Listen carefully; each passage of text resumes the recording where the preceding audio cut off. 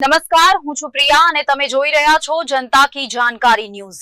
નજર કરીએ આજના સમાચાર ઉપર। રાધનપુરના કોલાપુર ગામના એક ઈશમ રણુજા રામદેવ પીરના દર્શનાર્થે પગપાળા સંઘ જતા ગુમ થયા। સુરક્ષિત મળી આવતા આનંદ છવાયો।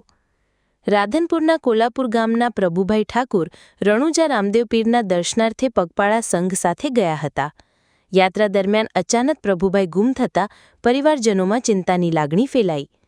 સગા સંબંધીઓએ સોશિયલ મીડિયા પર ફોટા વિડીયો વાયરલ કરી શોધખોળ હાથ ધરી। સેવાભાવિક સંસ્થા દ્વારા પ્રભુભાઈ ઠાકુર સુરક્ષિત મળી આવતા રાહતનો શ્વાસ લેવાયો। પ્રભુભાઈ ઠાકુરના સંબંધી તથા તાલુકા ભાજપ મહામંત્રી બેચરભાઈ ઠાકુર રાજસ્થાન પહોંચ્યા। તેમને ઘરે લાવતા કોલાપુર ગામમાં આનંદની લાગણી છવાઈ। ગામજનોમાં ખુશીનો માહોલ જોવા મળ્યો। રિપોર્ટ અનિલ રામાનુજ, રાધનપુર, પાટણ। નમસ્કાર।